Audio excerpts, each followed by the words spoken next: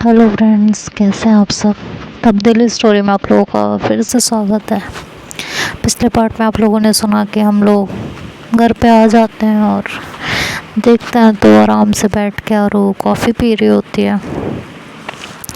मैं और मानवी अंदर जाते हैं तो मानवी आरू के पास चली जाती है और निधि मेरे पास आती है और मैं निधि से पूछती हूँ कि कुछ बात हुई आरू से। तो कहती है हाँ, समझाने की कोशिश तो की और उसने अपनी गलतियाँ भी रियलाइज़ कर ली हैं, बट कह रही है मुझे टाइम चाहिए। तो मैंने कहा इट्स ओके, इतना टाइम तो लेगी यार, सडन इतनी जल्दी कैसे मान जाएगी, हर्ट तो हुई है ना। तो फिर निधि बोलती है मुझे नहीं लगता उसके अंदर का गुस्सा भी निकला है, बस गलती ही रियलाइज़ की है उसने, गुस्सा अभी तक भरा हुआ है। तो कहती है, मैं कहती हूँ कोई बात नहीं, निकल जाएगा वक्त के साथ।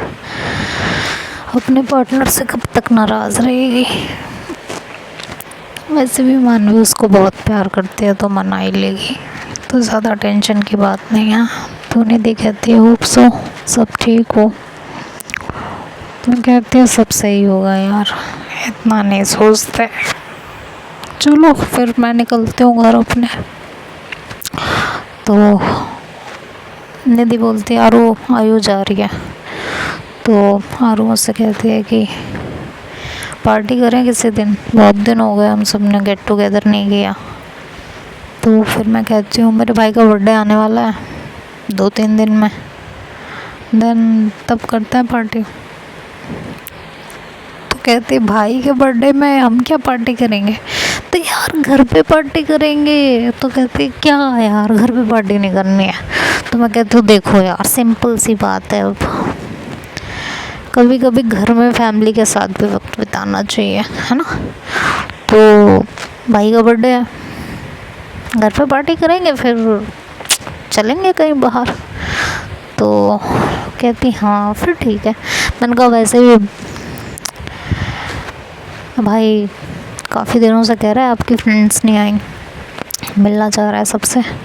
तो आरू कहती है मैंने तो नहीं आना तेरे घर। तो मैं कहती क्यों, कि यार तेरी मम्मी बहुत मारेंगे मुझे। मैं कहती हूँ हाँ ये तो है, बट कोई नहीं, 1-2 चप्पल खा लियो, इसमें क्या चला जाता है। कहती वाह 1-2 चप्पल तो ऐसे कह रही है जैसे 1-2 रोटी खानी हो। मैं कहती हूँ मम्मी के हाथ की चप्पल और रोटी दोनों बराबर होती है।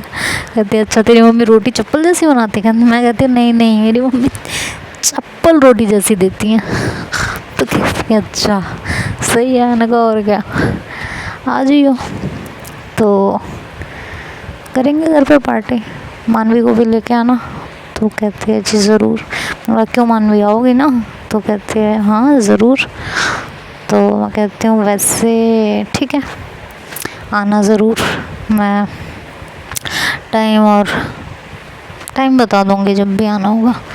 तो और वो कहते हैं कि ठीक है करते हैं फिर 2-3 दिन बाद पार्टी। वो तो आएगी ज़रा, जी हाँ ज़रा आएगी, दीदी आएंगी और वो मैडम भी आएंगी, ज़रा जी की भाभी जी हमारी। तो कहती है कि यार तुमसे तो डरती क्यों है। मैं डरती नहीं हूँ यार, रिस्पेक्ट है बस, तुझे पता है उन दोनों ने मुझे बहुत संभाला है।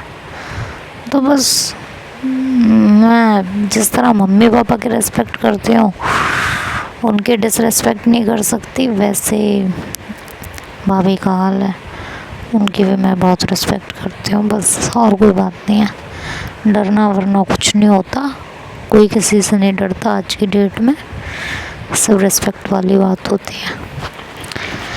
तो फिर मैं कहती हूँ चलो यार मैं चलती हूँ, मुझे घर पे बहुत ज़्यादा काम भी है और थोड़ा आराम भी करना है।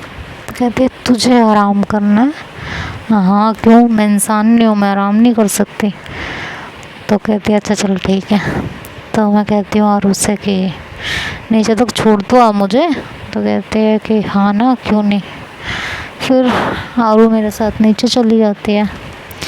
आरू कहती है कि क्या हुआ। मैं कहती हूँ कुछ नहीं,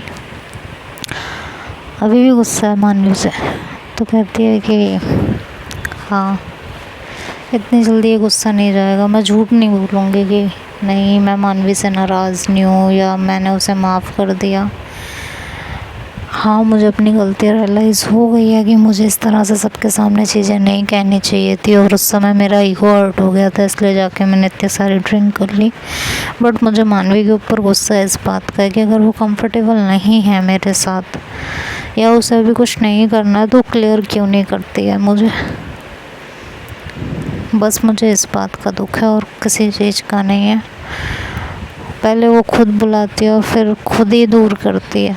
मैं कहती हूँ वो सब तो तुझे निधि ने बता ही दिया होगा। कहती हाँ बता दिया है और मैं उस चीज़ पे काम भी करूँगी, लेकिन मुझे भी वक्त चाहिए। कहती हूँ it's okay, take your time, कोई बात नहीं, गुस्सा शांत कर ले अपना, और क्या। कहती है ठीक है, आई विल ट्राई कि मैं जल्दी से जल्दी सब ठीक कर सकूँ। मैं कहती हूँ बस एक काम करना है कि गुस्से को अपने ऊपर हावी मत होने देना, नहीं तो चीज़ें बिगड़ सकती हैं। कहती है don't worry, I will take care. तो मैं कहती हूँ चल फिर ठीक है, मैं निकलती हूँ। मैं कैब बुक करती हूँ और फिर वहाँ से अपने घर चली आती हूँ। इधर आरू वापस से फ्लैट में जाती है। मानवी वहीं बैठी हुई होती है और आरू को देखती हुई कहती है आई एम सॉरी। आरू कहती है इट्स ओके मानवी, हो गया जो होना था, मुझे बस थोड़ा सा टाइम दे दो। मानवी कहती है इट्स ओके, आपको जितना टाइम लेना है आप ले लीजिए, मुझे कोई प्रॉब्लम नहीं है। कहती है ठीक है, अब तुम घर जाओ और परेशान मत होना, मैं खुद कॉल करूँगी तो तुम मुझे कॉल मत करना। तो मानवी आरू की तरफ देखने लगती है। तो आरू कहती है डोंट वरी, मैंने कहा ना कि मुझे बस थोड़ा सा टाइम, मेरे दिमाग में और कुछ भी नहीं चल रहा, बस थोड़े देर के लिए, थोड़े दिन के लिए अपने आप को रिलैक्स रखना चाहती हूँ, शांत रखना चाहती हूँ।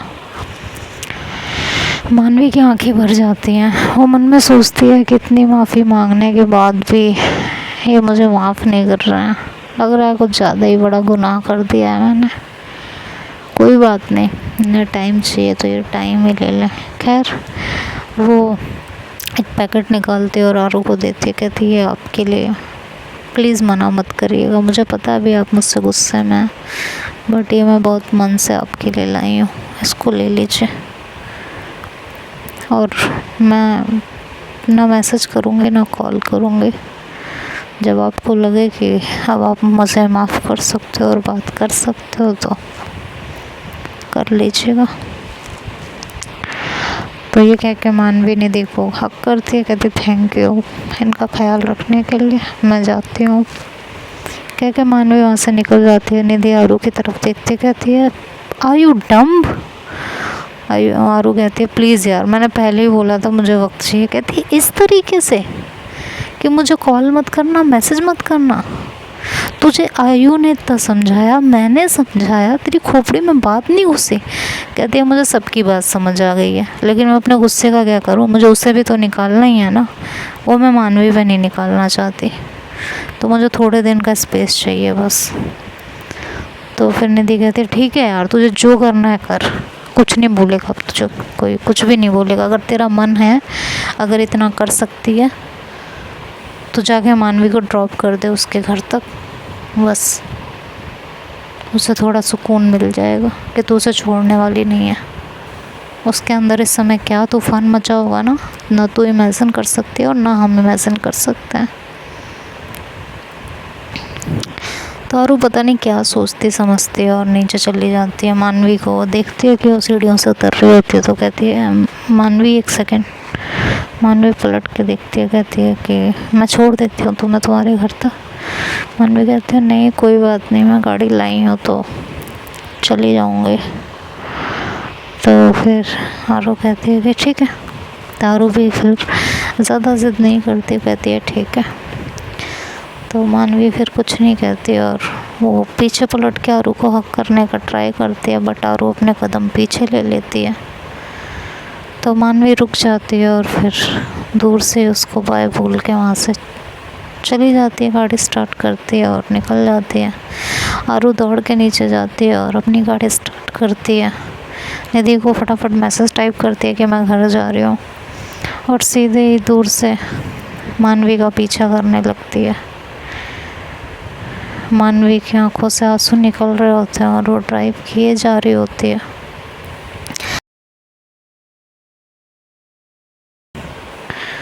और कुछ भी नहीं कहती है। और थोड़ी देर में वो अपने घर पहुंच जाती है। जैसे वो अपने घर के आगे गाड़ी रोकती है, हॉर्न बजाती है, तो आरू थोड़ा दूर पे ही अपनी गाड़ी रोक देती है। वो देखती है कि मानवी अपने घर जा चुकी है। वॉचमैन गेट खोल देता है, मानवी अंदर चली जाती है और आरू वहीं से अपने घर वापस चली जाती है। मानवी सीधे अपने रूम में चली जाती है और अपने बेड पे लेट जाती है। बहुत रोने लगती है। वो फ़ोन उठाती है, उसका मन कर रहा होता है कि वो आरू से एक बार बात कर ले, बट उसकी हिम्मत नहीं पड़ती और फिर वो फ़ोन उठा के रख देती है। उसे याद आ जाता है कि आरू ने उसे मना किया है कॉल मैसेज के लिए। तो वो अपनी पुरानी चैट्स जो आरू के साथ हुई रहती है, वो सारी चैट्स पढ़ने लगती है। पढ़ पढ़ के खुश होने लगती है। कुछ चैट पे हंसने लगती है, कुछ पे मुस्कुराती है, तो कुछ पे आंसू बहाती है। और फिर आरू की पिक्स देखती है और कहती है I am sorry baby, please हो सके तो मुझे जल्दी माफ़ कर देना। तुम्हारे बिना एक एक पल काटना मेरे लिए बहुत मुश्किल है, बहुत मुश्किल है। मैं तुमसे बहुत प्यार करती हूँ, बहुत ज़्यादा। मुझे नहीं पता उस टाइम मुझे क्या हो गया था कि मेरा हाथ उठ गया, बट आई प्रॉमिस मैं तुम्हें कभी नहीं मारूंगी, कभी भी नहीं। चाहे जो हो जाएगा मैं तुम पे कभी हाथ नहीं उठाऊंगी, लेकिन प्लीज़ मुझे माफ़ कर दो। मेरी इस गलती की मुझे इतनी बड़ी सज़ा मत दो, मुझसे दूर मत होना प्लीज़ आरू।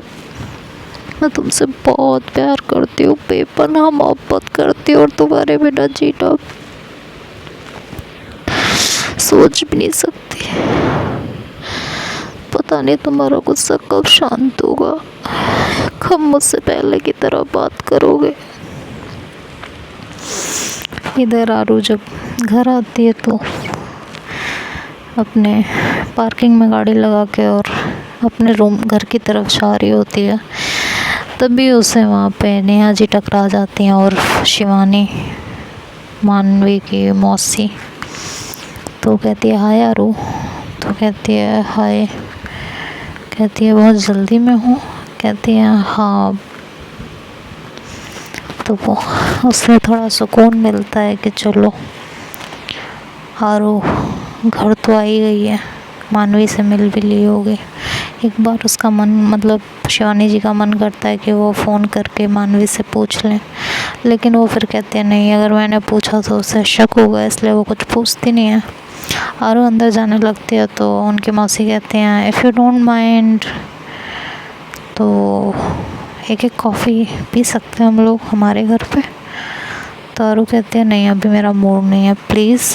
तो कहती है प्लीज़ यार, लास्ट टाइम भी पूछा था तब भी आपने मना कर दिया था, प्लीज़ ना एक एक कॉफ़ी बस, और कुछ नहीं। वो बहुत इंसिस्ट करने लगती है तो आरू कहती है कि ठीक है पी लेते हैं, और फिर वो उनके साथ उसके फ्लैट पे चली जाती है। वो फ्लैट ओपन करती है और अंदर जाते हैं, वहाँ वो बैठती है और उनकी मौसी जाके कॉफ़ी बनाने लगती हैं।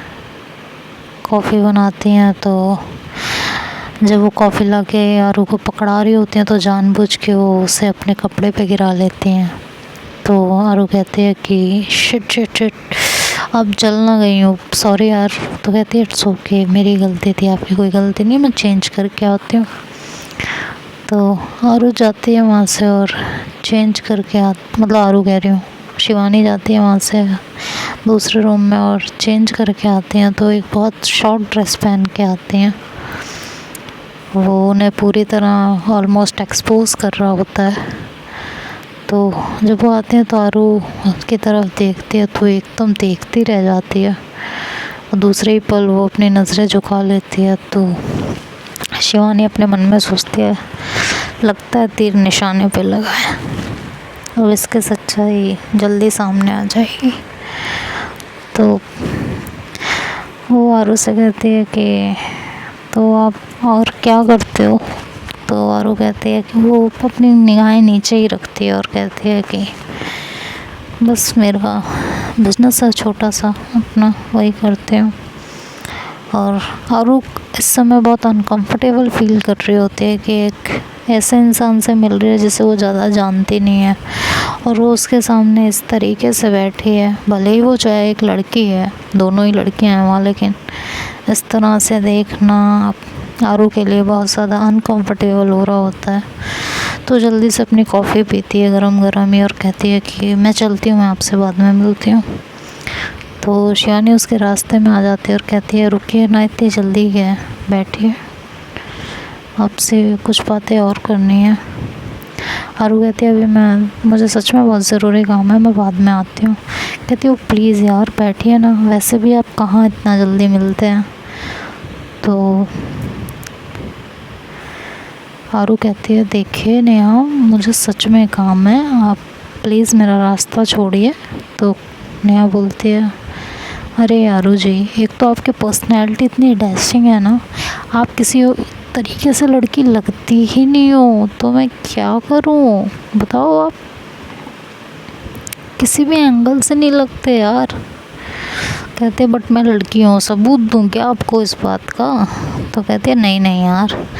तारू कहती तो प्लीज़ हटिए, मुझे जाने दीजिए। कहती है प्लीज़ ना बैठिए यार, थोड़ी देर बातें करते हैं ना, मुझे आपकी कंपनी सच में बहुत अच्छी लगती है, थोड़ी देर में तो आपको कुछ नहीं बिगड़ेगा। तो वो आरू को जाने ही नहीं दे रही होती। तो देखते हैं आगे क्या होता है, तो नेक्स्ट पार्ट में सुनेंगे। तब तक के लिए bye bye and take care.